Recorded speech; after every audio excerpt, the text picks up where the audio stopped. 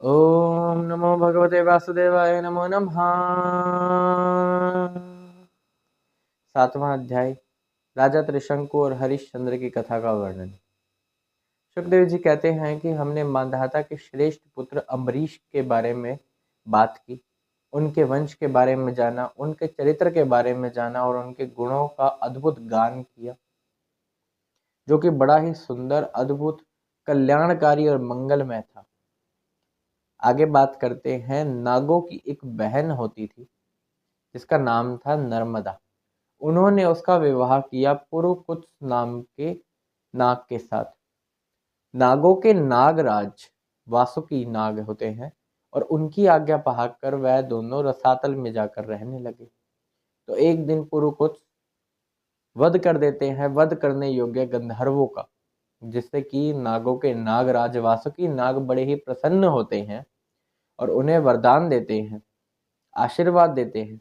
वह कहते हैं कि इस बात का यदि कोई आने वाले समय में स्मरण करता है तो वह सांपों से निर्भय हो जाएगा, यानी उसे सांप का किसी प्रकार का कोई डर नहीं रहेगा। और यह बात सत्य है। इन्हीं के वंश में आगे उत्पन्न होते हैं सत्यव्रत। सत्यव्रत ही त्रिशंकु के नाम से जाने जाते हैं। वैसे तो उन्हें पिता और गुरु का श्राप था, जिसकी वजह से वह चांडाल हो गए थे, लेकिन विश्वामित्र जी की कृपा से, उनके तपोबल से उन्हें फिर से वह सशरीर प्राप्त हुआ, जो कि वह स्वर्ग में रहने लगे। तो एक दिन देवताओं ने उन्हें ढकेल दिया, तो सर के बल से वह आकाश में गिरने लगे। विश्वामित्र जी ने अपने तपोबल से उन्हें वहीं पे स्थिर कर दिया और आज भी वह लटके हुए दिखते हैं। और उनके पुत्र हुए हरिश्चंद्र, जिनकी कथा का वर्णन हम करने वाले हैं। हरिश्चंद्र की आगे कोई संतान नहीं थी, चिंतित थे, दुखी थे, संतान चाहते थे, पुत्र की प्राप्ति चाहते थे। उन्होंने वरुण देव को प्रसन्न किया।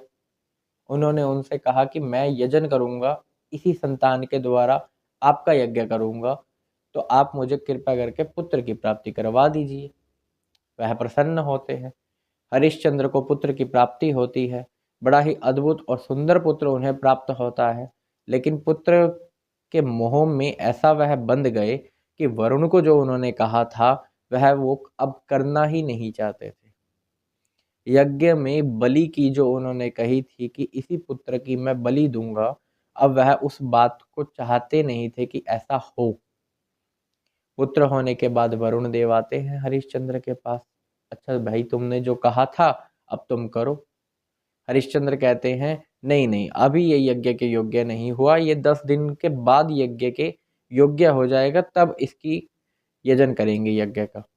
10 दिन बाद वरुण देव आते हैं, कहते हैं चलो अब करो।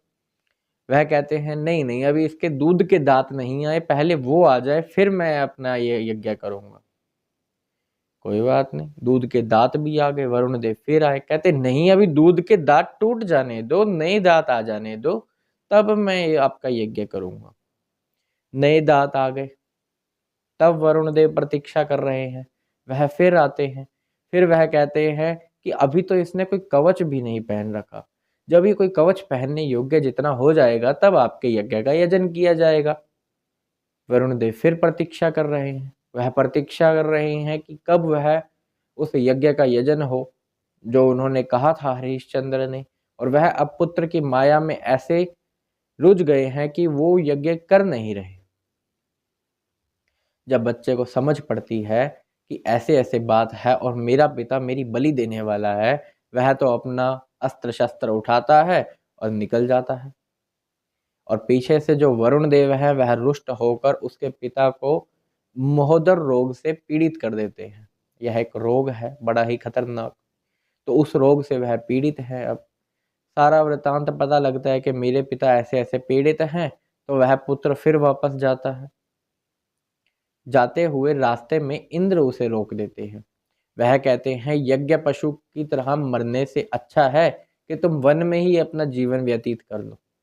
उनको ये बात अच्छी लगती है, वन में रुक जाते हैं। 1 वर्ष व्यतीत होता है, वापस जाने की कोशिश करते हैं, इंद्र फिर से रोक देते हैं वृद्ध ब्राह्मण का रूप बनाकर।